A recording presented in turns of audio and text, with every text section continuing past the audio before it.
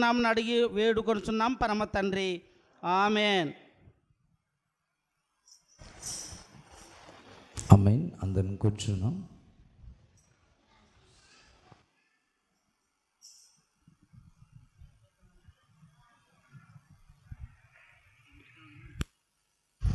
హల్లెలూయా, హల్లెలూయా. అంత బాగున్నారా అమ్మా? మీరు బాగున్నారా? మంచిది. దేవుని అపారమైన కృప దేవుడు మన పట్ల చూపిస్తూ బలహీనమైన సమయంలో, అనారోగ్య స్థితుల్లో జీవితాలు దేవుడు మనల్ని బలపరిచి ఆరోగ్యం ఇచ్చి కృపాక్షేమములతో ఆయన సన్నిధికి తోడుకొని వచ్చిన దేవునికి మహిమ, ఘనత, ప్రభావములు కలుగునుగాక. ఆమేన్. గడిచిన వారంలో దేవాది దేవుడు మనతో మాట్లాడుతూ వచ్చిన మాటలు కొద్ది నిమిషాలు జ్ఞాపకం చేసుకొని త్వరగా ముందుకు వెళ్దాం.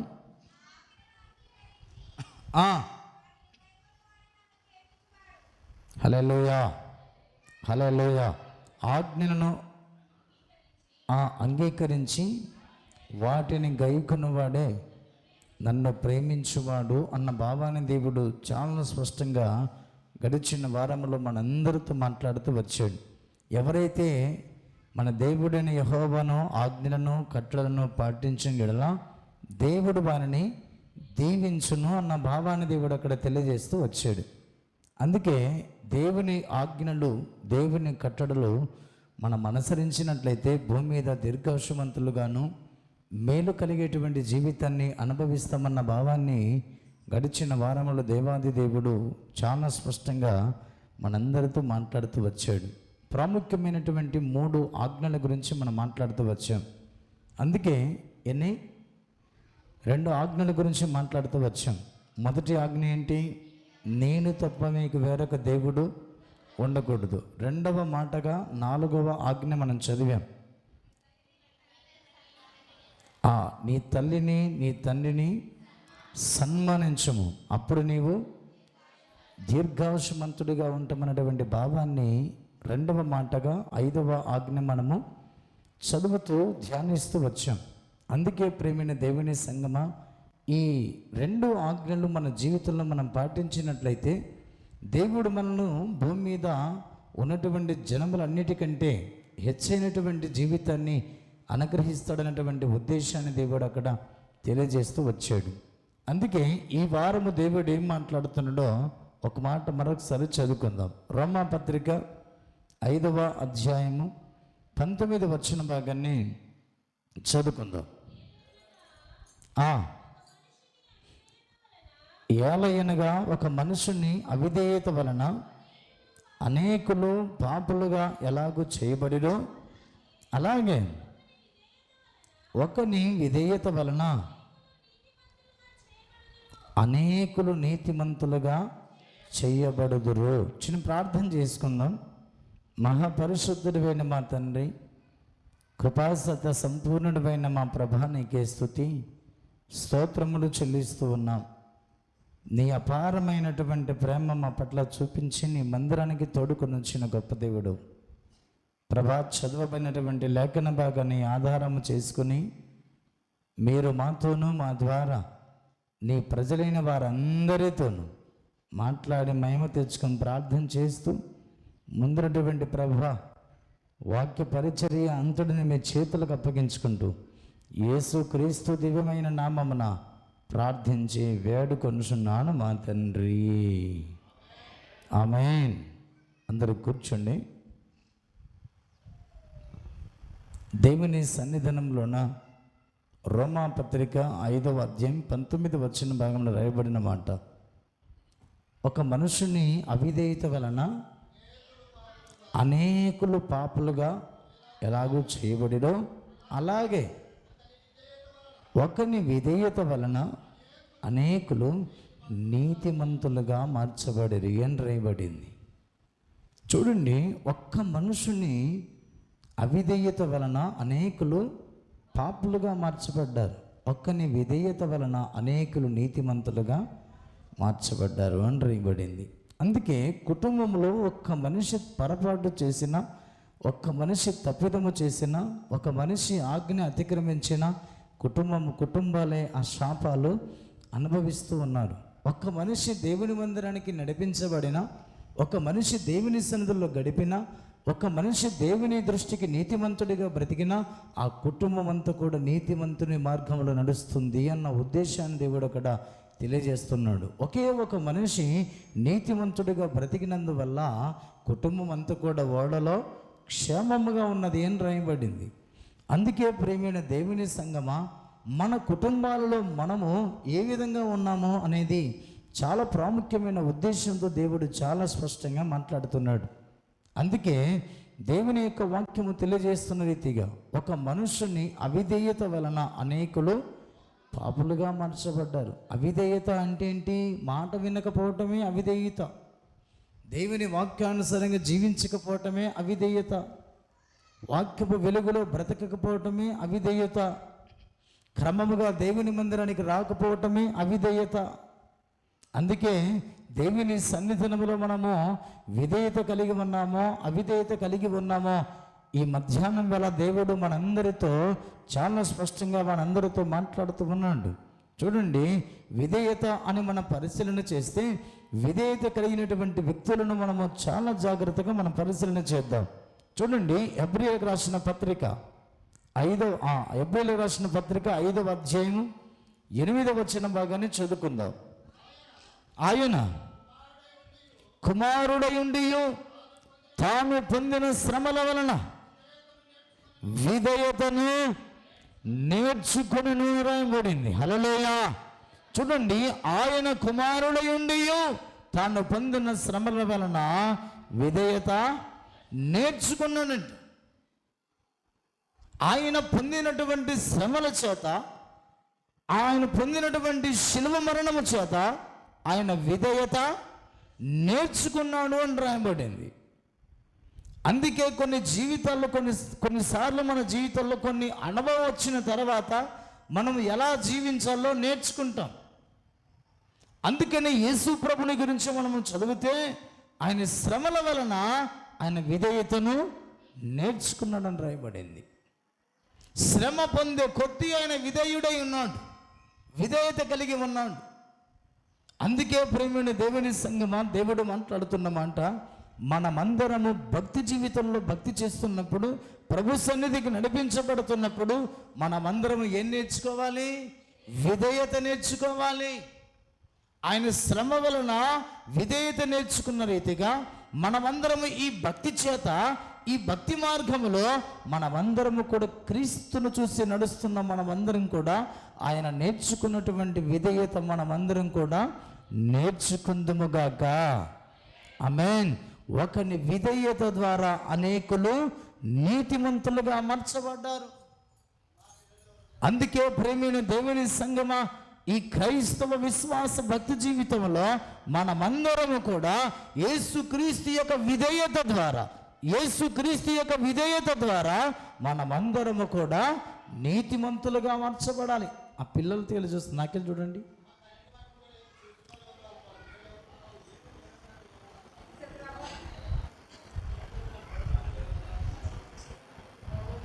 హల్లెలూయా, హల్లెలూయా. మంచిది. అందుకే పిల్లల్ని ఒళ్ళో పెట్టుకోండి అని చెప్పేది. అందుకే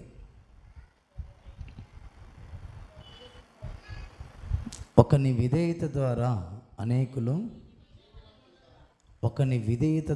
అనేకులు ప్రభు యొక్క సన్నిధానంలోన నీతిమంతులుగా మార్చబడ్డారు అని రాయబడింది. అందుకే యేసు ప్రభు వారు తన శ్రమల ద్వారా ఏం నేర్చుకున్నాడంట? విధేయత నేర్చుకున్నాడు. మనమందరం కూడా ఆయన చూసి ఆయన పోలికలో, ఆయన స్వరూపములు సృష్టించబడిన మనము ఆయనను చూసి నడుస్తున్న మనమందరం కూడా విధేయత నేర్చుకోవాలి. విధేయత నేర్చుకున్నప్పుడే మనమందరం కూడా నీతిమంతురాళ్ళుగా మార్చబడతామన్న భావాన్ని దేవుడు అక్కడ తెలియజేస్తున్నాడు. అసలు విధేయత అంటే ఏంటి? బైబిల్ గ్రంథంలో మనం చదివితే విధేయత అనేటువంటి మాటలు మనము చదివినప్పుడు అండి, విధేయత కలిగి జీవిస్తున్నాడు అనడానికి గల కారణాలు ఏంటంటే, దేవుని సన్నిధిలో దేవుడు చాలా స్పష్టంగా మాట్లాడుతున్నమాట. చూడండి, దేవుని సన్నిధిలో విధేయత కలిగి జీవించడం అంటే, విధేయత అంటే ఆలస్యము చేయనిది, వెంటనే మాట చెప్పిన వెంటనే పని చేసేటువంటి వాడు విధేయత కలిగి ఉన్నాడు అన్నటువంటి దానికి సాదృశ్యంగా ఉన్నది. చూడండి, మత్తయి సువార్తలో దేవుని యొక్క వాక్యము చాలా స్పష్టంగా నీతో నాతో దేవుడు మాట్లాడుతున్నమాట. 4వ అధ్యాయం మత్తయి సువార్త 4వ అధ్యాయం 18వ వచనం నుంచి చూడండి.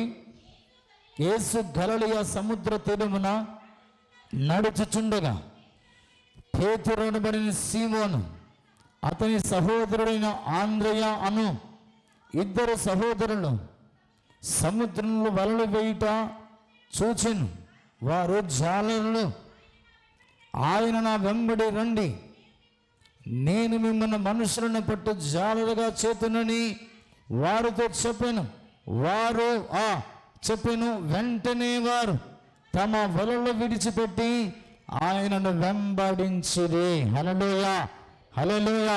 విధేయత కలిగి జీవించడం నేర్చుకున్నటువంటి మనుషుడు విధేయతను చూపిస్తున్నాడు అంటే ఏంటంటే, చెప్పిన వెంటనే తడువు చేయకుండా ఆ మాట ప్రకారంగా జీవించేటువంటి మనుషుడు విధేయత కలిగి జీవిస్తున్నాడు అన్నటువంటి భావముతో ప్రభు అక్కడ చాలా స్పష్టంగా తెలియజేస్తున్నాడు.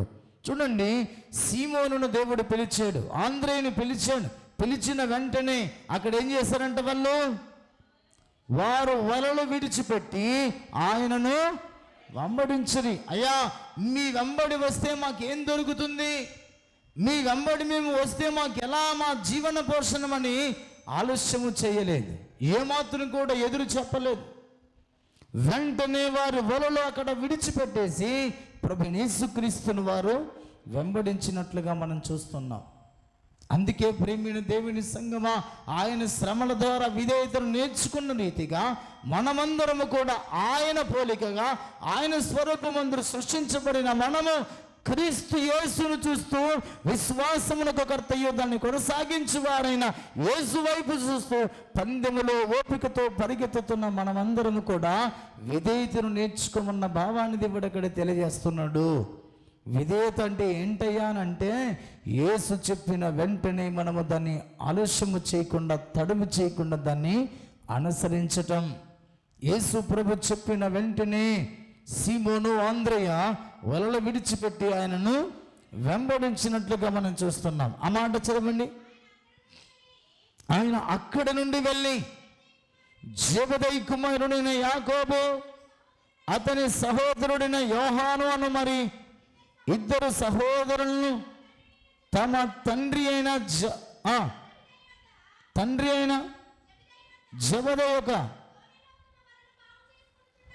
జెబెదయి యొద్ద దోణిలో తమ వలలు బాగు చేసుకుని చుండగా చూసి వారిని పిలిచాను.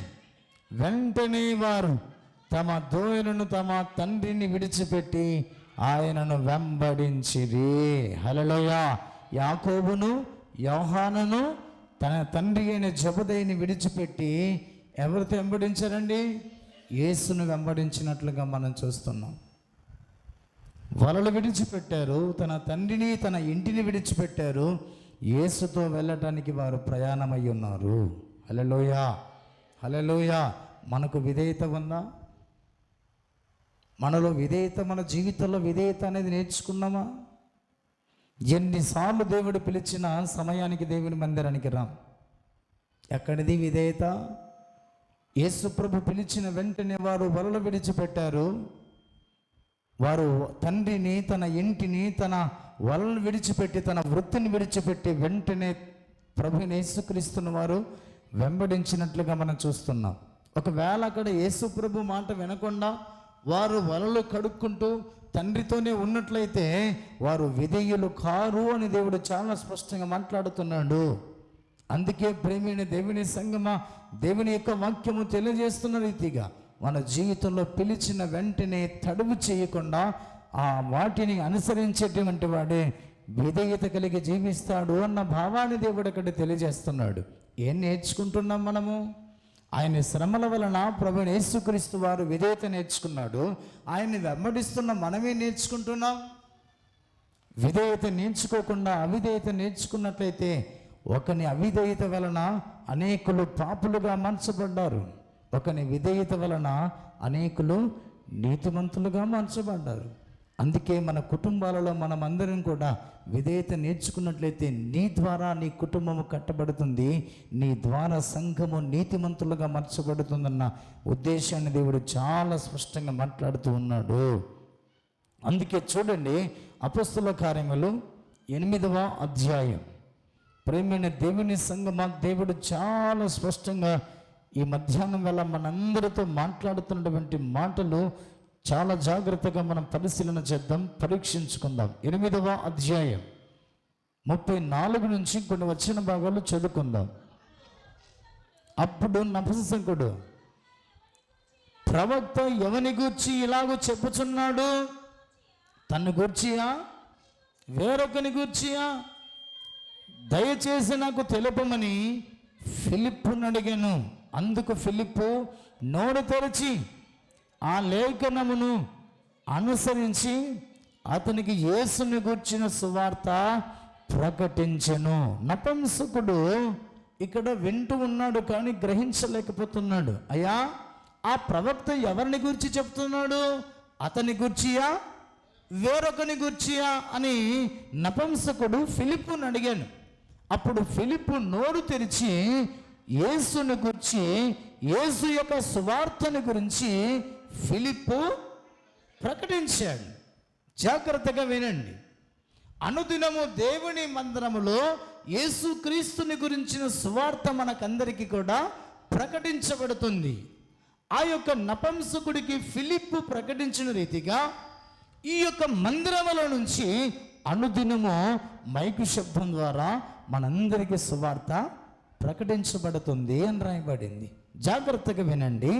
ఈ సువార్త, యేసుని గుర్చిన సువార్త ఫిలిప్పు నోరు తెరిచి బోధించగా నపుంసకుడు వినెను అని రాయబడింది. ఆ మాట చదవని కింద. వారు త్రోవలో వెళ్ళుచుండగా నీళ్ళున్న ఒక చోటికి వచ్చినప్పుడు నపుంసకుడు, ఇదిగో నీళ్లు, నాకు బాప్తీసం ఇచ్చుటకు ఆటంకం ఏమని అడిగి రథము నిలుపమని ఆజ్ఞాపించెను. ఫిలిప్పు, నీవు పూర్ణ హృదయముతో విశ్వసించిన యెడల పొందవచ్చునని చెప్పెను అని రాయబడింది. హల్లెలూయా. నపుంసకుడు అన్నాడు, అయ్యా, నీవు చెప్తున్నటువంటి సువార్త ఏంటో నాకు అర్థమైంది. ఆ సువార్త నేను విన్నాను. ఈ సువార్త విన్నటువంటి నేను, ఇదిగో నీళ్ళున్నాయి, బాప్తీసము నాకు ఇవ్వటానికి ఏదైనా ఆటంకం ఉందా అంటే ఫిలిప్ అన్నాడు, నీవు పరిపూర్ణముగా నీవు విశ్వాసం ఉంచినట్లయితే బాప్తీసం తీసుకోవచ్చు అన్నాడు. అప్పుడు వెంటనే అతడు యేసుక్రీస్తు దేవుని కుమారుడని విశ్వసించుచున్నానని ఉత్తరము ఇచ్చాను. హల్లెలూయా. అక్కడ ఏమన్నా ఆలస్యం జరిగిందా? వెంటనే. అందుకే ప్రేమైన దేవుని సంగమా, మనమందరం కూడా నపుంసకులాగా అనుదినము దేవుని వాక్యాన్ని వింటున్నాం, యేసుక్రీస్తుని గురించిన స్వార్థ వింటున్నాం, యేసుక్రీస్తుని గురించినటువంటి బోధలు వింటున్నాం. మన జీవితంలో విధేయత అనేది ఉందా అని ప్రభువు చాలా స్పష్టంగా అడుగుతున్నాడు. ఆయన శ్రమల వలన మనము ఏం నేర్చుకోవాలి? విధేయత నేర్చుకోవాలి. ఆయన మన కొరకు శ్రమ పొంది ఉన్నాడు. మన శాపము, పాపము, అపరాధముల కొరకు ఆయన కలవరి సేవలో శ్రమ పొంది ఉన్నాడు. ఆయన శ్రమల ద్వారా, ఆయన నేర్చుకున్న విధేయత ద్వారా ఆయన వెంబడిస్తున్న మనందరము కూడా విధేయత నేర్చుకోమని ప్రభు మాట్లాడుతున్నాడు. విధేయత అంటే ఏంటయ్య అంటే తడువు చేయకుండా ఆయన మాట వినడం. ఫిలిప్పు చెప్పినటువంటి మాటలు నపుంసకుడు విన్నాడు. అయ్యా, నీళ్ళున్నాయి అంటే పరిపూర్ణంగా నువ్వు యేసుక్రీస్తునందు విశ్వాసం ఉంచుతున్నావంటే నేను పరిపూర్ణంగా విశ్వాసం ఉంచుతున్నాడు.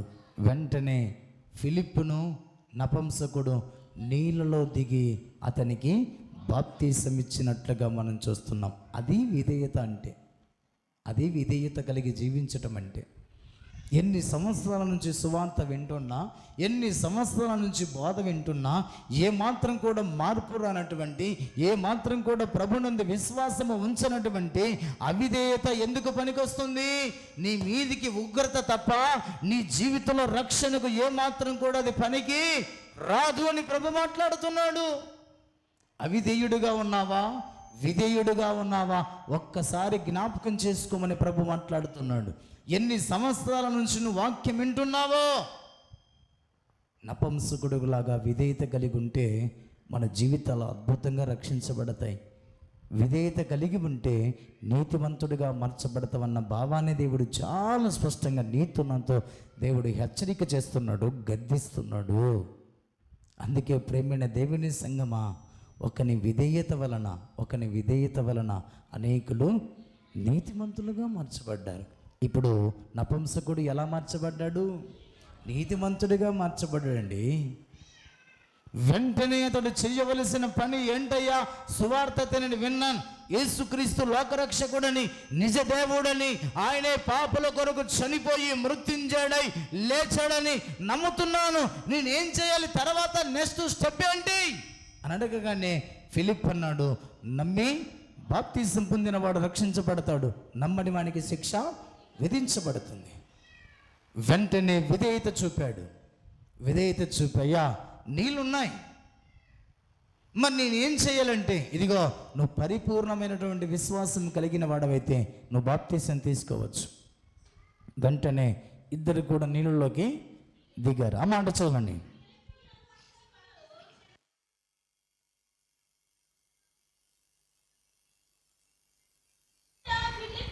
అంతటా ఫిలిప్పు అతనికి బాప్తిసము ఇచ్చెను. హల్లెలూయా. చూడండి అక్కడ, వెంటనే అతనికి ఫిలిప్పు నపుంసకునికి బాప్తిసం ఇచ్చాడు. మనం ఎన్ని సంవత్సరాలు అయింది ప్రభు నమ్ముకొని? ఎన్ని సంవత్సరాలు అవుతుంది ప్రభు మార్గంలో నడుస్తూ? ఇంకా ఎక్కడ విధేయత నేర్చుకున్నావు? ఎక్కడ విధేయురాలుగా బ్రతుకుతున్నావు? విధేయత కలిగిన వాడే నీతిమంతుడు, నీతిమంతురాలు. నీతిమంతునికి కలుగు ఆపదలు అనేకములు, వాటన్నిటి నుంచి యెహోవా వారిని తప్పిస్తున్నాడు. నీతిమంతుడు బాధ నుంచి తప్పించబడతాడు, నీతిమంతుడు నిత్య నరకం నుంచి తప్పించబడతాడు. అందుకే ప్రేమైన దేవుని సంగమా, భూమి మీద బ్రతికినంత కాలం మనమందరము కూడా యేసుక్రీస్తు నేర్చుకున్న విధేయత మనము నేర్చుకుంటే, విధేయత ద్వారా వచ్చేటువంటి నీతిని కొనసాగించుకుంటామన్న భావాన్ని దేవుడు నీతో నాతో సూటిగా ఖండితంగా మాట్లాడుతున్నాడు. ఎక్కడిది విధేయత? ఎక్కడిది విధేయతమైనటువంటి మార్గము? క్రీస్తును చూసి నడుస్తున్నాం అనుకుంటున్నాం, కానీ క్రీస్తును నేర్చుకున్నటువంటి విధేయత మనం నేర్చుకుంటున్నామా అని దేవుడు ప్రశ్నిస్తున్నాడు. బాప్తిసం తీసుకోమని ప్రభు చెప్పలేదు, సువార్తను చెప్పాడు. సువార్తను నమ్మిన వెంటనే తడవ చేయకుండా అతడు నేను ఏం చేయాలంటే బాప్తిసం తీసుకోమన్నాడు. నీళ్ళున్నాయి, బాప్తిసం ఇచ్చేసాడు. వెంటనే దేవుని సన్నిధిలో నీతిమంతుడిగా మార్చబడ్డాడు నపుంసకుడు. దేవుని సంగమా, దేవుడు మాట్లాడుతున్నమాట ఒక్కసారి జ్ఞాపకం చేసుకుందాం. ఆయన శ్రమల వల్ల నేర్చుకున్న విధేయత, ఆయన చూసి నడుస్తున్న మనమందరం కూడా విధేయత నేర్చుకోమని ప్రభు చాలా స్పష్టంగా మాట్లాడుతూ ఉన్నాడు. వెంటనే సువార్త చెప్పిన వెంటనే విధేయుడై నమ్మి బాప్తిసం పొంది రక్షించబడ్డాడు, నీతిమంతుడిగా మార్చబడ్డాడు. లూకాసు వార్తలోనికి రండి. లూకాసు వార్త 19వ అధ్యాయము. ప్రభు చాలా స్పష్టంగా ఈ ఆదివారపు దినమున నీతో నాతో దేవుడు మాట్లాడుతున్నటువంటి మాటలు జ్ఞాపకం చేసుకుందాం. 4వ వచనం నుంచి చూడండి.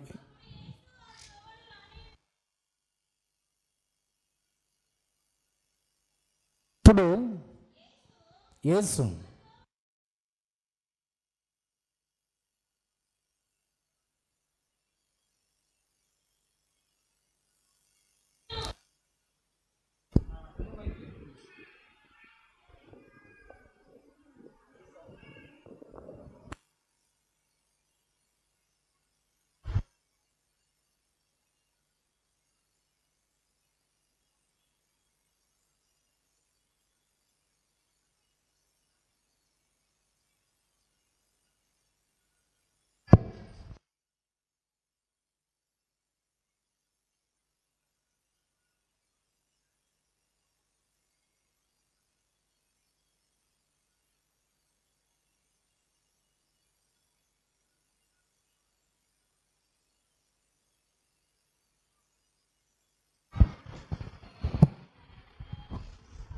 చదవమా. అప్పుడు యేసు ఆ త్రోవని రాయి ఉండిన గనక అతడు ముందుగా పరిగెత్తి ఆయనను చూచుటకు ఒక మేడు చెట్టు ఎక్కెను అని రాయబడింది. ఎవరి మనిషి? మనం ఇతని గురించి మనం చదివితే ధనవంతుడైన జక్కయ్య అని రాయబడింది. ధనవంతుడైనటువంటి వాడు, బహుధనవంతుడైన వాడు. ఈ ధనవంతుడైనటువంటి వాడు యేసును చూడడానికి వెళ్ళాడు. యేసు ఎవరో ఆయన చూడాలి అని వెళ్ళాడు. వెళితే ఇతడు పొట్టివాడైనందువల్ల మనుషులు దండిగా గుంపులు గుంపులుగా ఉండడం ద్వారా యేసయ్యను చూడలేకపోయాడు. చూడలేకపోతే ఇతడు ఒక ఆలోచన వచ్చింది, ఎలాగైనా కానీ యేసు ప్రభు ఈ మార్గం గుండా వెళుతాడు, నేను వెళ్ళి ఒక చెట్టెక్కి కూర్చోని అనుకున్నాడు. వెళ్ళి ఆ దారి మీద, ఆ దారికి అడ్డంగా పైన ఉన్నటువంటి మేడి చెట్టు ఎక్కి ఆ యేసును చూడడానికి ఆ చెట్టు మీద ఉన్నాడు. యేసు ఆ చోటికి రాగానే యేసయ్య పిలిచాడు. ఏమని పిలిచిన మాట చదవండి. అతడు జక్కయ్య త్వరగా దిగుము, నేడు నేను నీ ఇంట ఉండవలసి ఉన్నదని అతనితో చెప్పగా. చూడండి, ఆ మేడి చెట్టు జక్కయ్య ఎక్కడం ఏంటి, జక్కయ్య ఉన్న చెట్టు దగ్గరికి యేసయ్య రావడం ఏంటి, యేసయ్య వచ్చిన తర్వాత జక్కయ్యని పిలవటం ఏంటి?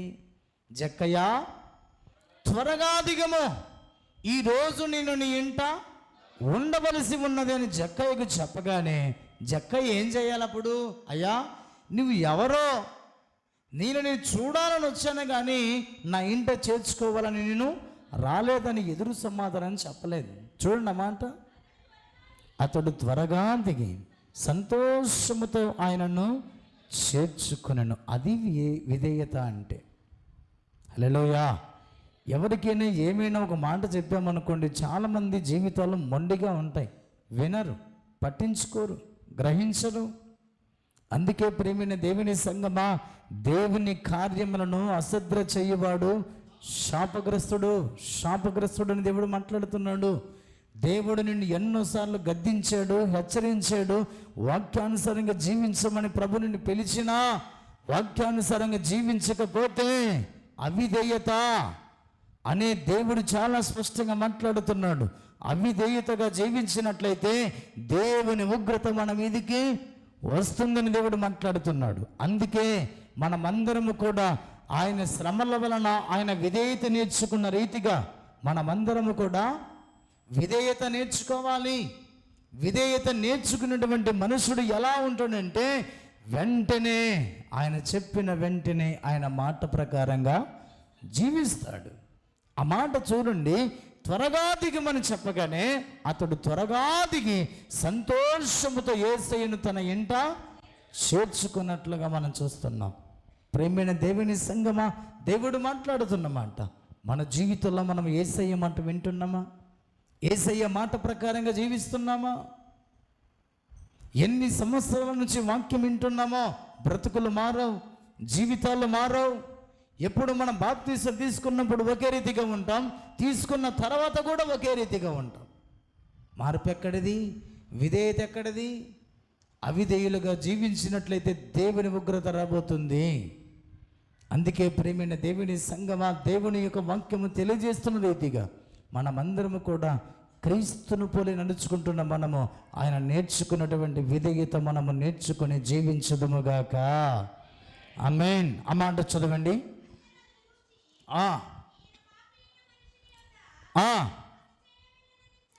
చూడండి, హల్లెలూయా. విధేయత కలిగి నువ్వు జీవిస్తే నువ్వు ఎలాంటి మనుషుడివైనా, ఎలాంటి జీవితాన్ని కొనసాగించుకున్నా, విధేయత కలిగి నడుచుకున్నట్లయితే నీ ఇంటికి, నీ జీవితంలోనికి యేసయ్య వస్తాడన్న భావాన్ని దేవుడు అక్కడ తెలియజేస్తున్నాడు. అందుకే ప్రియమైన దేవుని సంగమా, విధేయత కలిగి నేర్చుకోవాలి. యేసయ్య మాటలు శ్రద్ధగా వినాలి, యేసయ్య మాటల ప్రకారంగా జీవించాలి. యేసయ్య చెప్తున్నటువంటి వాక్యానుసారంగా మనం బ్రతికినప్పుడే మన జీవితంలోనికి యేసయ్య వస్తాడు.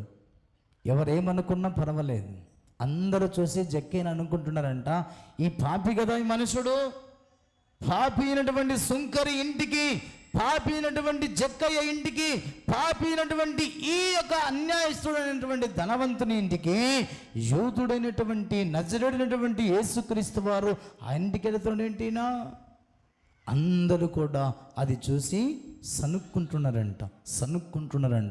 కానీ జక్కయ్య చూపినటువంటి విధేయత మనుషులకు అర్థం కాలేదు. విధేయత కలిగి జీవిస్తే నీతిమంతుడిగా తీర్చబడతావన్నటువంటి భావాన్ని ఎవ్వరూ అర్థం చేసుకోలేకపోయారు. అందుకే విధేయత కలిగి జీవించిన జక్కయ్య ఇంటికి ఏమొచ్చిందో చదవనమాట 9వ వచనం. అందుకు యేసు, ఇతడును అబ్రహాము కుమారుడే, ఎందుకనగా నేడు ఇంటికి రక్షణ వచ్చి ఉన్నది. హల్లెలూయా, హల్లెలూయా. ఈ రక్షణ ఎలా వచ్చింది అంటే యేసయ్య చూపిన విధేయత నేర్చుకున్నాడు మనుషుడు. ఈ రక్షణ ఎలా వచ్చింది అంటే ఆయన మాటలలోనే పశ్చాత్తాపడ్డాడు జక్కయ్య. అయ్యా, నేను పాపిని, ఎవని యొద్దైతే అన్యాయంగా నేను తీసుకున్నానో వానికి 4 గంటల మరలా చెల్లిస్తాను. అదండి విధేయత అంటే, అదండి విధేయత కలిగి జీవించడం అంటే. అవిధేయులుగా బ్రతకొద్దు అన్న భావాన్ని దేవుడు చాలా సూటిగా ఖండితంగా మాట్లాడుతున్నాడు. అవిధేయత కలిగితే సంఘం పాడైతుంది, కుటుంబాలు పాడైపోతాయి, జీవితాలు నాశనం అయిపోతాయి. అందుకే ప్రేమైన దేవుని సంఘమా, విధేయత కలిగి జీవిస్తే ఒకని విధేయత వలన అనేకులు నీతిమంతులుగా మార్చబడ్డారు. విధేయత కలిగి జీవించి నీతిమంతులుగా సంఘాన్ని, కుటుంబాన్ని మార్చుకుంటావో, అవిధేయత కలిగే సంఘాన్ని, కుటుంబాన్ని, జీవితాన్ని పాడు చేసుకుంటావో, వాక్యం వింటున్నటువంటి మన జీవితాలు ఒక్కసారి పరిశీలించుకోమని ప్రభు చాలా స్పష్టంగా నీతోన్నతో దేవుడు హెచ్చరిక చేస్తున్నాడు, గద్దిస్తున్నాడు. అందుకే యేసు చెప్పిన మాటలు విన్నటువంటి జక్కయ్య కుటుంబానికి నేడు రక్షణ వచ్చిందండి, రక్షణ వచ్చింది. యేసు మాటలు వింటున్న నీ జీవితంలో రక్షణ ఉందా? రక్షింపబడిన వారు ఎలా ఉండాలి? విధేయత కనపరుచుకోవాలి. అందుకే విధేయత కలిగి ఉంటే కుటుంబాలు, సంఘము చక్కగా కట్టబడుతుంది. హల్లెలూయా, హల్లెలూయా. దేవుని సన్నిధిలో దేవుడు చాలా స్పష్టంగా నీతో మాట్లాడుతున్న మాటలు ఒక్కసారి జ్ఞాపకం చేసుకుందాం. 1 సమూయేలు 3వ అధ్యాయం. విధేయత కలిగి జీవించిన భక్తుడు బైబిల్ గ్రంథంలో ఒక భక్తుని మనం చూద్దాం. 3వ అధ్యాయం 1వ వచనం నుంచి కొన్ని వచ్చిన భాగాలు. బాలుడైన సమూయేలు ఏలి ఎదుట యెహోవాకు పరిచర్య చేయుచుండెను. ఆ దినంలో యెహోవా వాక్కు ప్రత్యక్షమగుట అరుదు, ప్రత్యక్షము తరచుగా తటస్థించుట లేదు. ఆ కాలమందు ఏలి కన్నులు మంద దృష్టి కలిగినందున అతడు చూడలేక తన స్థలమునందు పండుకొని ఉండగా దీపము ఆరిపోక మునుపు సమూయేలు దేవుని మందసమున్న యెహోవా మందిరములో పండుకొని ఉండగా యెహోవా సమూయేలును పిలిచెను. అతడు చిత్తమండి నేనున్నానని చెప్పి ఏలి దగ్గరకు పోయి, నీవు నన్ను పిలిచితివి కదా, నేను వచ్చి తినను. అతడు నేను పిలవలేదు, పోయి పండుకొనమని చెప్పాడు. చూడండి, ఇక్కడ ఏలి అనేటువంటి వాడు కనులు మందదృష్టి కలిగిన వాడు, అంటే కనులు కనపడని స్థితిలో ఉన్నప్పుడు అతడు పడుకొని ఉన్నాడు. ఇక్కడ సమూయేలు అనేటువంటి బాలుడుగా ఏలి ఎదుట యెహోవా మందిరంలో పరిచర్య చేయవాడిగా ఉన్నాడు. చిన్న బాలుడు. దేవుడు అతనితో మాట్లాడుతూ వచ్చాడు. సమూయేలుని పిలవగా, అయ్యా ఏంటి చెప్పుమన్నాడు అని చెప్పి అతడు లేచి ఏలి దగ్గరికి వెళ్ళాడు. ఏలి దగ్గరికి వెళ్ళి, అయ్యా చెప్పండి, నన్ను పిలిచారు కదా, ఏంటి అని అడిగాడు. అప్పుడు ఏలి అన్నాడు, నేను నిన్ను పిలవలేదు, వెళ్ళి పడుకోమన్నాడు. మళ్ళీ వెళ్ళి పడుకున్నాడు. ఎంత విధేయత కలిగి చూపించాడో సమూయేలు. ఇక్కడ ఒక అద్భుతమైనటువంటి వచన భాగాలు దేవుడు అక్కడ చాలా స్పష్టంగా రాయించాడు. సమూయేలుకి ఉన్నటువంటి విధేయత ఇక్కడ ఏలి ఎదుట కనపరుచుకున్నటువంటి మాట ప్రవర్తన దేవుడు చాలా స్పష్టంగా తెలియజేస్తూ వచ్చాడు. పదే దేవుడు పిలిచాడు. కానీ బాలుడు కదా, నా యజమానుడు ప్రవక్త అయినటువంటి ఏలీ గారు పిలుస్తున్నాడు అనుకుని ఏలీ పిలిచినటువంటి పిలుపుని అందుకుని మరొక్కసారి అతని దగ్గరికి వెళ్ళాడు. ఆ మాట చూడండి 10వ వచనం. తర్వాత యెహోవా ప్రత్యక్షమై నిలిచి ఆ రీతిగా సమూయేలు అని పిలవగా, సమూయేలు నీ దాసుడు ఆలకించుచున్నాడు, ఆజ్ఞ ఇమ్మనెను. అప్పుడు ఏలి అన్నాడు, ఇప్పుడు నిన్ను ఎవరైనా పిలిస్తే నీ దాసుడు ఆలకిస్తున్నాడు, నీ ఆజ్ఞ సెలవిమ్మని చెప్పగా ఆ మాట చెప్పు అని చెప్పి పంపించాడు. వెంటనే వెళ్ళి యెహోవా అతన్ని పిలిచినప్పుడు, యెహోవా పిలిచిన వెంటనే నీ దాసుడు ఆలకించుచున్నాడు, నీ ఆజ్ఞ సెలవిమ్మని సమూయేలు చెప్పగానే యెహోవా అతనికి ఆజ్ఞాపించినట్లుగా మనం చూస్తున్నాం. ప్రేమైన దేవుని సంగమా, సమూయేలులో ఉన్నటువంటి విధేయత మనం కలిగి జీవించినట్లయితే సమూయేలులో ఉన్నటువంటి ఆ ఘనత నీకు నాకు రాబోతుంది అన్న భావాన్ని దేవుడు అక్కడ చాలా స్పష్టంగా తెలియజేస్తున్నాడు. బాలుడే కానీ విధేయతలో చాలా గొప్ప మనస్సు కలిగిన వాడు సమూయేలు. విధేయత కలిగి జీవించిన మహాభక్తుడు సమూయేలు విధేయతను బట్టి దేవుడు అద్భుతంగా సమూయేలును బాల్య వయసులోనే అద్భుతంగా దీవించాడండి. చూడండి ఆ మాట 19వ వచన భాగం 3వ అధ్యాయంలో 19:20. సమూయేలు పెద్దవాడు కాగా యెహోవా అతనికి తోడైనందున అతని మాటలలో ఏది కూడా, చూడండి, సమూయేలు పెద్దవాడవుతున్నప్పుడు దేవుడు అతనికి తోడుగా ఉండి నడిపిస్తున్నప్పుడు అతడు మాట్లాడుతున్న మాటలలో ఏది కూడా తప్పిపోకుండా అతడు తన జీవితాన్ని కొనసాగించుకుంటూ వచ్చాడు. కాబట్టి సమూయేలు యెహోవాకు ప్రవక్తగా స్థిరపడనని బెయేర్షెబా వరకు ఇశ్రాయేలులందరూ తెలుసుకునిరే. చూడండి, సమూయేలు ఎవరంట? ప్రవక్తగా ఉన్నాడని, ప్రవక్తగా స్థిరపడనని దాను మొదలుకొని బెయేర్షెబా వరకు ఇశ్రాయేలులందరూ కూడా తెలుసుకున్నారు.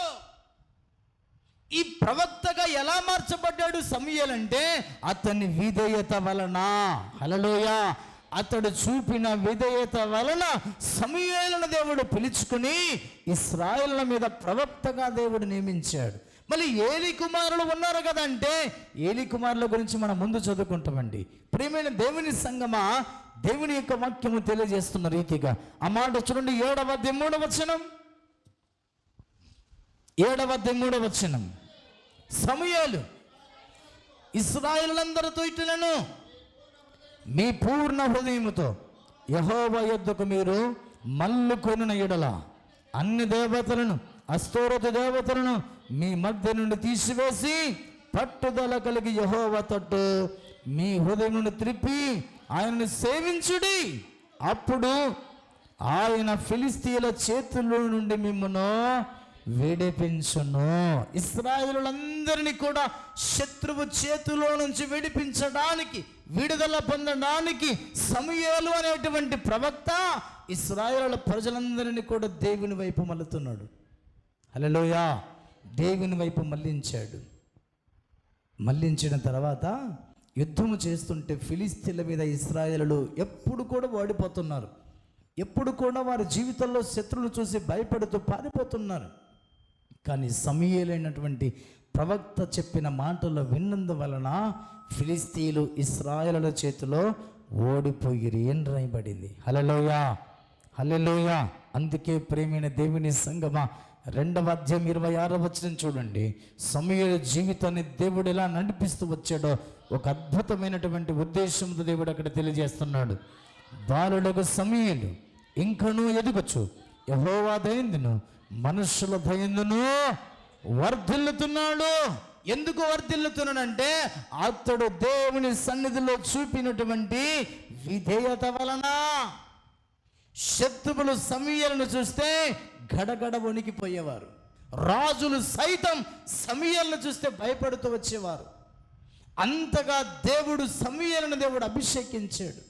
తర్వాత మనం ముందు అధ్యాయంలో చదివితే సమూయేలే రాజులను దేవుని సన్నిధిలో అభిషేకించేటువంటి ప్రవక్తగా దేవుడు ఎన్నుకున్నాడు. అందుకే ప్రేమైన దేవుని సంగమా, నువ్వు హెచ్చించబడాలంటే, నువ్వు దీవించబడాలంటే, ప్రభు యొక్క సన్నిధానములో పేరు ప్రఖ్యాతలు కలిగి ఉండాలంటే ప్రభు సన్నిధిలో విధేయత నేర్చుకోవాలి. కానీ అవిధేయత మనకు ఉండకూడదన్న భావాన్ని దేవుడు అక్కడ తెలియజేస్తున్నాడు. అందుకే చూడండి 1వ అధ్యాయం 28వ వచన భాగాన్ని చూడండి. కాబట్టి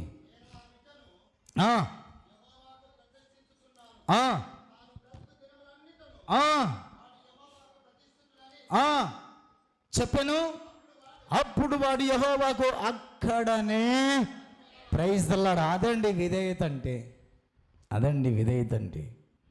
యెహోవాకు మ్రొక్కేవాడు, యెహోవా మాట వినేవాడు, యెహోవా సన్నిధిలో ఆయన మాట ప్రకారంగా జీవించేవాడు విధేయత కలిగి జీవిస్తాడు. విధేయత కలిగి జీవించేవాడు తన మరణ దినము వరకు కూడా ఇశ్రాయేలుకు ప్రవక్తగా ఉన్నాడు సమూయేలు. హల్లెలూయా. సమూయేలు ఉన్నంత కాలము అద్భుతంగా ఇశ్రాయేలుల ప్రజలు కట్టబడి రేని దేవుడు చాలా స్పష్టంగా అక్కడ తెలియజేస్తూ ఉన్నాడు.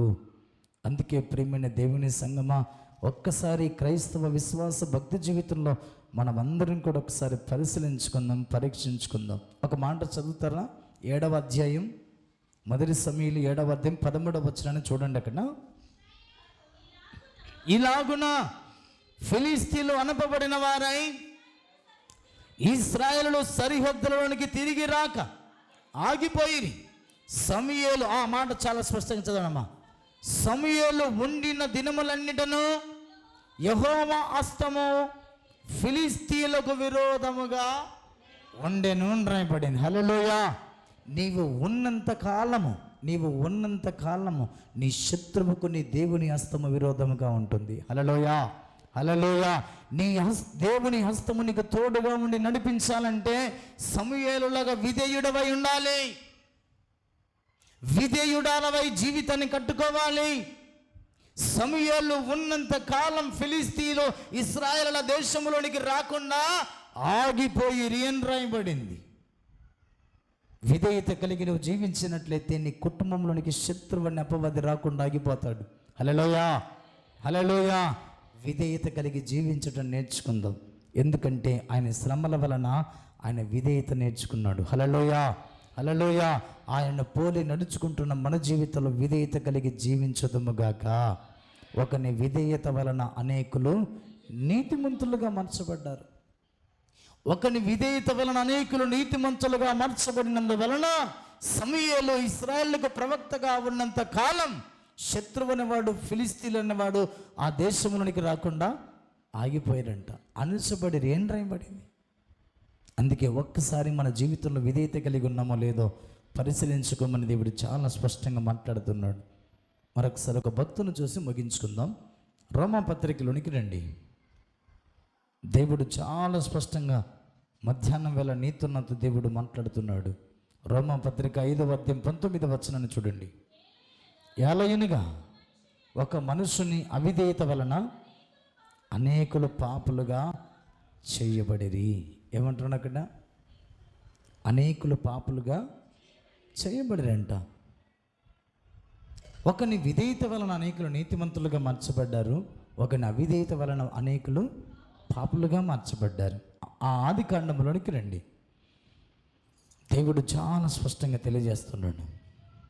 ఆది కాండం 2వ అధ్యాయము 17వ వచన భాగాన్ని చూడండి.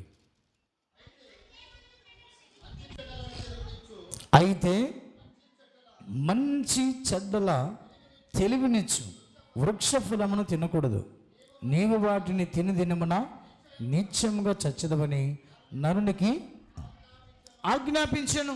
ఏం చెప్తున్నాడు అక్కడ? ఇదిగో మంచి చెడ్డలను తెలివినిచ్చు వృక్ష ఫలము నీవు తినకూడదు, తినని దినమున నిశ్చయముగా నీవు చచ్చదవు అన్నాడు. ఇదిగో 6 రోజులను పని చేసుకోవాలి, 7వ రోజున ఎక్కడికి రావాలి? దేవుని మందిరానికి రావాలి. ఆజ్ఞ అతిక్రమమే పాపము, పాపము వలన వచ్చు జీతము మరణం. దేవుడు చెప్పాడు ఇక్కడ, నువ్వు తిని దినమున నిశ్చయముగా చచ్చదవన్నాడు. అదే 3వ అధ్యాయంలోనికి రండి. దేవుడు తెలియజేసిన మాట 1వ వచనం నుంచి చదవండి. దేవుడిని యెహోవా చేసిన సమస్త భూజంతువులలో సర్పము యుక్తి గలదై ఉండెను.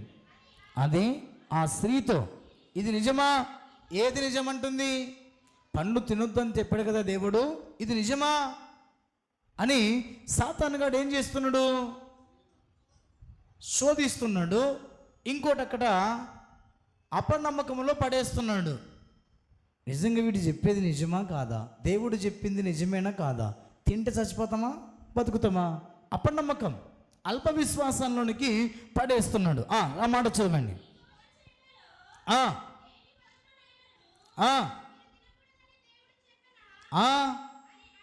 అని అడిగాను. అందుకు స్త్రీ, ఈ తోట చెట్ల ఫలములను మేము తినవచ్చును, అయితే తోట మధ్యనున్న చెట్ల ఫలమును గురించి దేవుడు మీరు చావకుండినట్లు వాటిని తినకూడదనియో వాటిని ముట్టకూడదనియో చెప్పినని సర్పముతో అనెను.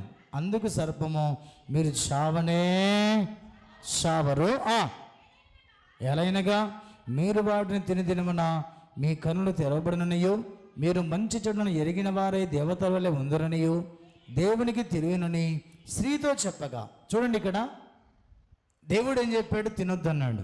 సాతాను ఏం చెప్తుంది అక్కడ? తినొచ్చు అని చెప్తుంది. తినమున మీరు మంచి చెడులను ఎరిగిన వారై ఉంటారు, దేవతల వల్ల మీరు అవుతారని చెప్పాడు. దేవుడు ఏం చెప్పాడు? తినమున నువ్వు నిశ్చయంగా చచ్చదు. మరి విధేయత కలిగి జీవించినట్లయితే దేవుని మాట వింటావు, అవిధేయత కలిగి జీవించినట్లయితే సాతాను మాట వింటావు. ఇక్కడ అవ్వ ఆదాము ఎలా ఉన్నారు? వీళ్ళు అవిధేయత కనపరుచుకున్నారు. అవిధేయురాలుగా జీవించింది. ప్రేమైన దేవుని సంగమా, దేవుడు మాట్లాడుతున్నమాట, ఒక్కని అవిధేయత వలన అనేకులు పాపములు పడిపోయారు, పాపముగా మార్చబడ్డారు. అందుకే ప్రేమైన దేవుని సంగమా, ఒక్కసారి జ్ఞాపకం చేసుకుందాం. మన జీవితంలో అవిధేయత కలిగి ఉన్నట్లయితే ఒక్కని వల్ల, ఒక్క ఆదాము అవ్వ వలన ప్రపంచంలో ఉన్నటువంటి మనుషులంతా కూడా పాపముగా మార్చబడ్డారు, పాపములో పడిపోయారు.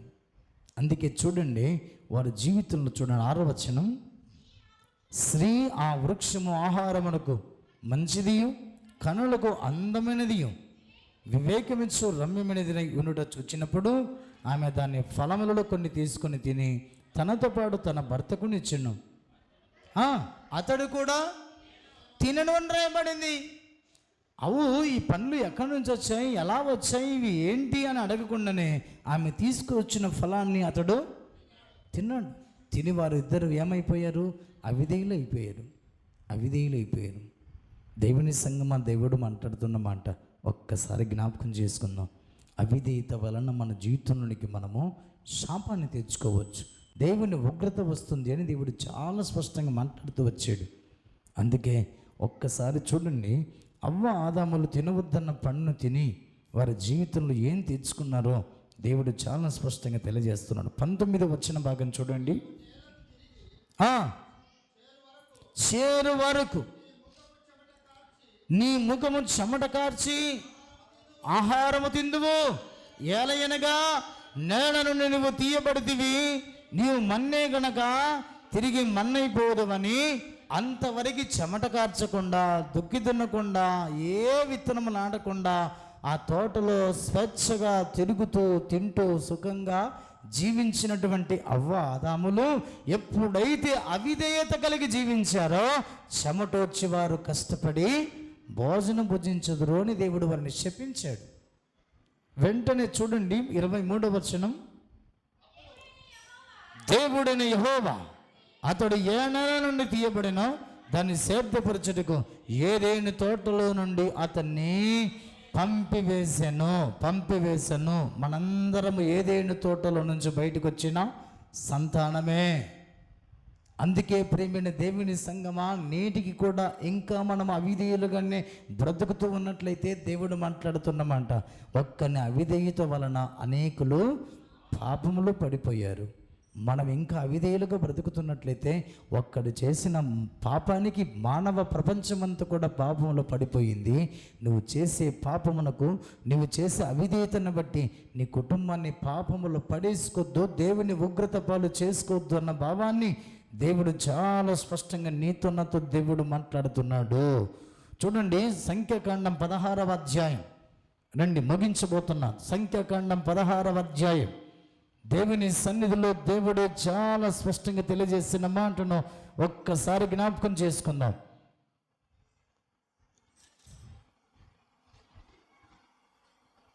తీసరా దేవుని సన్నిధానములోన ఒకసారి యెహోషువ గ్రంథం చూడండి. ఒకసారి యెహోషువ గ్రంథం ముగించబోతాం. యెహోషువ గ్రంథం 7వ అధ్యాయము, యెహోషువ గ్రంథం 7వ అధ్యాయం 1వ వచనం చూడండి.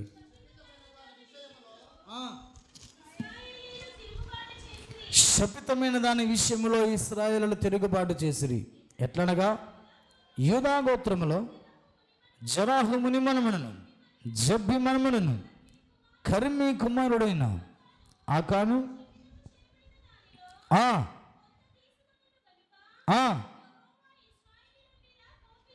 చూడండి, ఇక్కడ దేవుడు చెప్పాడు. ఏమని చెప్పాడంటే, ఎరుకోని నేను శపించున్నాను, శపితమైన దానిలో మీరు ఏది కూడా తీసుకోకూడదు, ముట్టకూడదు, దాచిపెట్టుకోకూడదు అని దేవుడు చెప్పాడు. చెప్తే ఇక్కడ ఆకాను అనేటువంటి వ్యక్తి ఏం చేశాడంట, కొన్ని బంగారు కమ్మలను వెండి కమ్మలను తీసుకొని అతడు ఏం చేశాడంటే దాచిపెట్టుకున్నాడు, తన గుడారంలో దాచిపెట్టుకున్నాడు. దాచిపెట్టుకున్న తర్వాత చూడండి, దేవుడు వారి మీద కోపించెను అని రాయబడింది. కోపించిన తర్వాత చూడండి, ఒక్కని అవిధేయత వలన అనేకులు పాపములో పడిపోతున్నారు. ఒకని అవిధేయత వలన దేవుని సన్నిధిలో అనేకులు శాపానికి, దేవుని కోపాగ్నికి గురైపోతున్నారని దేవుడు చాలా స్పష్టంగా అక్కడ తెలియజేస్తున్నాడు. 4వ వచనం నుంచి చూడండి. కాబట్టి జనులలో ఇంచుమించు 3,000 మంది అక్కడికి వెళ్ళిరి, కానీ వారు హాయివారి ఎదుట నిలవలేక పారిపోయి. అప్పుడు హాయివారు వారిలో 36 మనుషులను హతము చేసిరి, మరియు తన గమని యుద్ధ నుండి శబారీము వరకు వారిని తరిమి ఎరాదులో మొరాదులో వారిని హతము చేసిరి. కాబట్టి జనుల గుండెలు కరిగి నీరైపోయెను. యెహోషువ తన బట్టలు చింపుకొని తానను ఇశ్రాయేలుల పెద్దలను సాయంకాలం వరకు యెహోవా మందసము ఎదుట నేల మీద ముఖమును మోపుకొని తమ తలల మీద ధూళి పోసుకొనుచు, అయ్యో ప్రభువా యెహోవా, మమ్మను నశింపచేయనట్లు అమ్మోరీయుల చేతికి మమ్మను అప్పగించుటకు ఈ జనులను ఈ యొర్దాను నీవెందుకు దాటించితివి? మేము యొర్దాను అవతలన నివసించుట మేలో. చూడండి, యెహోషువ ప్రార్థన చేస్తున్నాడు ఇక్కడ. అయ్యో, మమ్మల్ని ఈ యొక్క కత్తివాత చేత, అమ్మోరీయుల చేత మేము చనిపోవటానికి యొర్దాను మమ్మల్ని ఎందుకు దాటించితివి? అవతలనే ఉంటే మాకు మేలు, బాగుండేది కదా, ఎందుకు ఇక్కడ దాటించి చిన్నటువంటి పట్టణము హాయిపురం మీద మమ్మల్ని ఎందుకు చంపితివి?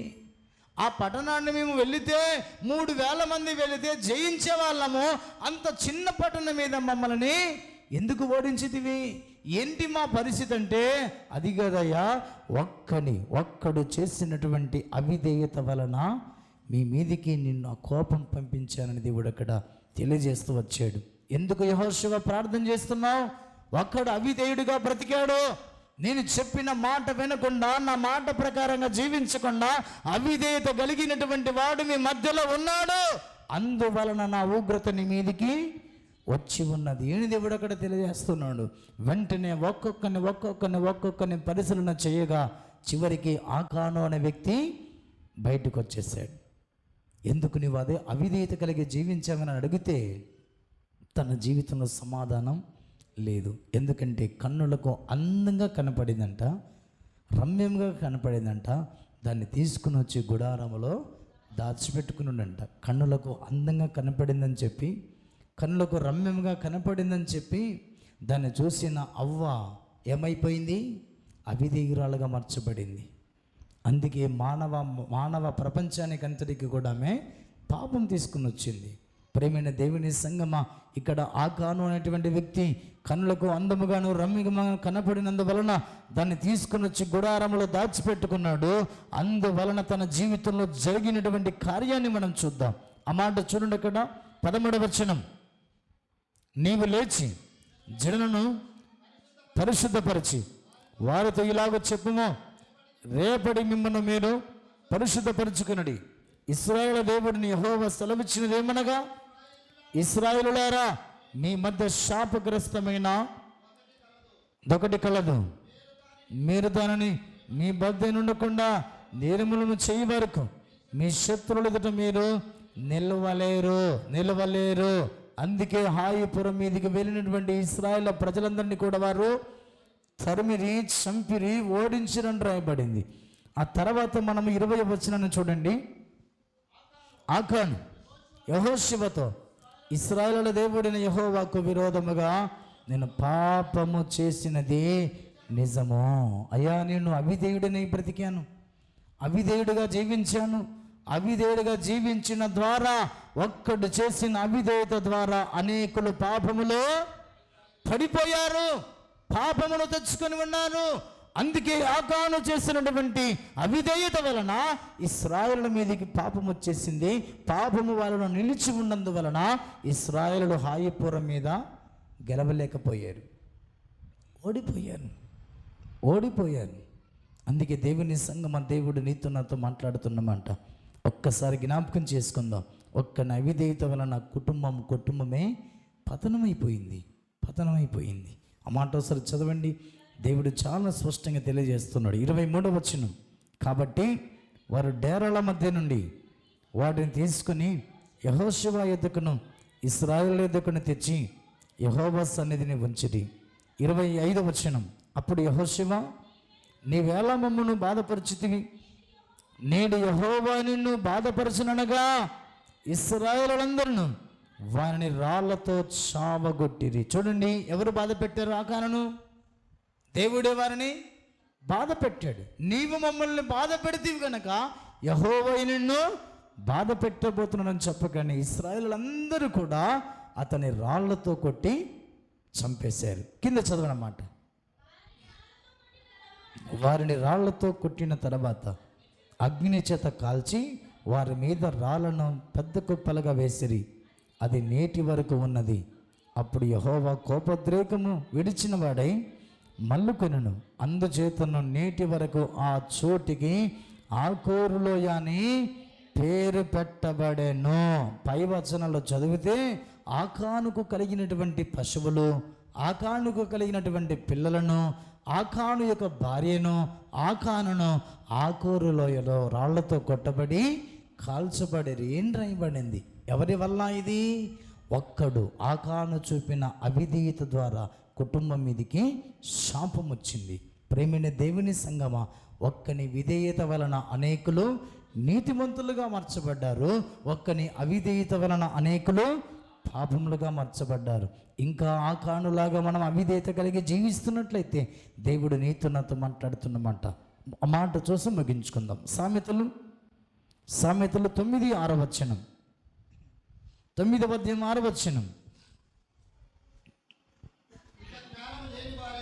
ఇక జ్ఞానము లేని వారై ఉండక బ్రతుకుడి, తెలివి కలగచేయు మార్గములో చక్కగా నడువుడి. ఇంకా మనము జ్ఞానము లేని వారై ఉండక బ్రతుకుడి. జ్ఞానము లేని వారి వల్ల బ్రతకొద్దు. ప్రేమైన దేవుని సంగమా, దేవుడు నీతో నాతో మాట్లాడుతున్నమాట. తెలివి కలుగజేయు మార్గములో చక్కగా నడవండి. తెలివి కలుగజేసేటువంటి మార్గం ఏదైతే ఉన్నదంటే, నేనే మార్గము, సత్యమును, జీవమునై ఉన్నాను. ఈ యేసయ్య మార్గంలో నడిచినట్లయితే మనకు తెలివి కలుగుతుంది. ఈయన మార్గంలో నడిస్తే నీతిమంతులుగా బ్రతుకుతాం. నీతిమంతులుగా బ్రతికేటువంటి ప్రతి మనుషుడు రక్షణ పొందుకుంటాడు. రక్షణ పొందిన ప్రతి మనుషుడు ఎత్తబడే గుంపులో ఉంటాడు. అందుకే విధేయత కలిగి బ్రతకమని దేవుడు మాట్లాడుతున్నాడు. ఆయన శ్రమల వలన ఆయన విధేయత నేర్చుకున్నాను. ఆయనను పోలి నడుచుకుంటున్నటువంటి మనమందరం కూడా ఆయన నేర్చుకున్న విధేయత మనం నేర్చుకున్నట్లయితే నీతిమంతులుగా మార్చబడతాం. అవ్వ ఆదాము నేర్చుకున్నటువంటి అవిధేయత వలన మనం జీవించినట్లయితే మన కుటుంబానికి ఆకానులాగా పాపాన్ని తీసుకొస్తాం, శాపాన్ని తీసుకొస్తాం, ఉగ్రతను తీసుకొస్తాం. మన వలన మన కుటుంబాలు, మన సంఘము పాడైపోతుంది, చిన్న భిన్నమైపోతుంది. సంఘము పాడైపోతే నీకు ఇష్టమా? కుటుంబాలు పాడైపోతే నీకు ఇష్టమా? నీ వలన సంఘం పాడవుతుందన్నటువంటి ఉద్దేశాన్ని గుర్తించి బ్రతుకు మార్చుకోమన్న భావాన్ని దేవుడు హెచ్చరిక చేస్తున్నాడు, గద్దిస్తున్నాడు. సంఘం ఏమైపోతే నాకేంటి అన్నట్టుగా అవిధేయత కలిగి జీవించావా, ఆ కాను వల్ల నీ మీదికి దేవుడు ఉగ్రత, యోధ ఉగ్రత తీసుకొస్తున్నాడు. జాగ్రత్త అని దేవుడు హెచ్చరిక చేస్తున్నాడు. మోకరించండి, తలల వంచండి. ప్రభు సన్నిధికి వచ్చిన మనం అందరం కూడా ఒక్కసారి జ్ఞాపకం చేసుకుందాం. జ్ఞానము కలిగిన మార్గములో బ్రతుకు అజ్ఞానుల వల్ల జీవించవద్దు అనే ఉద్దేశాన్ని దేవుడు అక్కడ తెలియజేస్తున్నాడు. ఒకని విధేయత వలన అనేకులు నీతిమంతులుగా మార్చబడ్డారు. ఒకని అవిధేయత వలన ఇశ్రాయేలుల ప్రజలు ఆకాను చేసినటువంటి అవిధేయతను బట్టి, ఆకాను చేసిన అవిధేయతను బట్టి హాయిపురం మీదకి ఇశ్రాయేలు యుద్ధానికి వెళితే తరమపడ్డారు, చంపబడ్డారు. ఒక్కని అవిధేయత వలన అనేకులు పాపం తెచ్చుకున్నారు. ఆకాను చేసిన అవిధేయత వలన పాపము ఇశ్రాయేలుల మీద నిలిచి ఉన్నదే. పాపము వారిలోనికి వచ్చినందు వలన దేవుడు వారిని విడిచిపెట్టి వెళ్ళిపోయాడు. దేవుడు లేని కుటుంబాలు, దేవుడు లేని జీవితాలు, దేవుడు తోడుగా లేనటువంటి భక్తి జీవితాలు పతనమైపోతాయి. అమ్మా, దేవుడు నీతోనే మాట్లాడుతున్నాడమ్మా. అయ్యా, దేవుడు నీతోనే సూటిగా మాట్లాడుతున్నాడు. విధేయత కలిగి ఉంటే అద్భుతంగా దీవించబడతావు, రక్షణ పొందుకుంటావు, సమాధానం కలుగుతుంది, నీతిమంతురాలుగా మార్చబడతావు. అవిధేయుడిగా ఉన్నావా? దేవుడు నిన్ను చూస్తలేళ్ళు అనుకుంటున్నావా? యెహోషువ చూస్తలేళ్ళు అనుకుంటున్నావా? ఇశ్రాయేలు ప్రజలకు ఎవరి తెలియలే అనుకుంటున్నావా? ఆకాను దేవుడు సర్వాంతర్యామి, సర్వ సృష్టికర్త అయిన దేవుడు. మందిరములో ఎలా మాట్లాడుతున్నావో, ఎలా జీవిస్తున్నావో, ఎలా ప్రవర్తిస్తున్నావో, బయటికి వెళ్ళిన తర్వాత నువ్వు ఎలా ప్రవర్తిస్తున్నావో దేవునికి తెలియదు అనుకుంటున్నావా? ఆకాను జాగ్రత్త. ఆకాను లాంటి మనుషులు అవిధేయత కలిగే మందిరములో ఉన్నట్లయితే జాగ్రత్త. హెచ్చరిక చేస్తున్నాడు దేవుడు. సరి చేసుకుంటే సరిపడబడుతుంది, సరి చేసుకోకుండా ఎవరు చూస్తారు అనుకుని ఆకాను వల్ల ప్రవర్తిస్తే నీ వలన కుటుంబాలు పతనమైపోతున్నాయి, సంఘము పతనమైపోతుంది. జాగ్రత్త. ఇశ్రాయేలుల ప్రజలందరూ కూడా ఆకాను చేసిన అవిధేయతను చూస్తే హాయిపురం మీదకి వెళ్ళిన ఇశ్రాయేలుల ప్రజలు చనిపోయారు, కూలిపోయారు, పతనమైపోయారు. యెహోషువ బట్టలు చింపుకొని అడిగితే ప్రభు సన్నిధిలో జవాబిచ్చాడు, మీలో అవిధేయుడైన వాడు ఒక్కడున్నాడయ్యా. మీలో అవిధేయత కలిగి జీవించిన వాడు ఒక్కడున్నాడయ్యా. ఒక్కని అవిధేయత వలన మీ మీదికి పాపం వచ్చింది. ఆ పాపమును బట్టి నేను మిమ్మల్ని విడిచి వెళ్ళిపోయాను. అందుకే మీరు హాయిపురం మీద విజయం పొందుకోలేకపోయారు. విధేయత కలిగితే జీవితాలు అద్భుతంగా జీవించబడతాయి. పాపములతోనూ అపరాధములతోనూ చచ్చిన స్థితిలో ఉన్న జక్కయ్య జీవితానికి రక్షణ కలిగింది, నీతిమంతుడిగా మార్చబడ్డాడు. అదండి విధేయత అంటే. అదండి విధేయత కలిగి జీవించిన వారంటే. అవిధేయత కలిగినటువంటి ఏలీ కుమారులు ఏమైపోయారు? యెహోవాను ఎరగని వారై మిక్కిలి దుర్మార్గులైపోయారు. కుటుంబం మీదకే, ఏలీ కుటుంబం మీదకే శాపం వచ్చింది. నువ్వు భక్తి పరులవే, దేవుని మందిరానికి వస్తున్న వాళ్ళవే, వాక్యాన్ని బోధిస్తున్న వాళ్ళవే, పాటలు పాడుతున్న వాళ్ళవే, దేవుని మందిరంలో పరిచయం చేస్తున్న వాడవే, మంచి నాయకుడిగా ఉన్నవాడవే. కానీ అవిధేయత వల్ల జీవించినట్లయితే ఏలీ ఇంటి మీదకి వచ్చిన ఉగ్రత మన ఇంటి మీదకి రాబోతుంది అన్న ఉద్దేశాన్ని దేవుడు మాట్లాడుతున్నాడు. జాగ్రత్త. ఇక నుంచైనా జ్ఞానము కలిగిన మార్గంలో నడవమని దేవుడు హెచ్చరిక చేస్తున్నాడు. ఆయన శ్రమల వలన ఆయన విధేయత నేర్చుకున్నాడు. మనము ఆయనను పోడి నడుచుకుంటున్న మనము కూడా యేసు క్రీస్తు నేర్చుకున్న విధేయత మనము నేర్చుకొని ఆయన సన్నిధిలో సమూయేలులాగా, ఆయన సన్నిధిలో యేసు ప్రభు శిశువులాగా మనమందరము కూడా యేసు క్రీస్తును పోలి నడుచుకుంటున్న మనమందరము కూడా విధేయత కలిగి జీవించి మనము, మన కుటుంబాలు, మన సంఘము క్షేమముగా సురక్షితముగా కట్టబడునుగాక. ఆమేన్. ప్రార్థన చేసుకుందాం. ఈ సమయం మనం విత్తబడిన వాక్యం ప్రతి ఒక్కరి జీవితాల్లో నీరు కట్టి ఫలింపబడే రీతిగా మన సంఘ ఖజానాదారుడు రంగంలో ప్రార్థన చేస్తారు. మనందరం కూడా ఏకీభవించుదాం.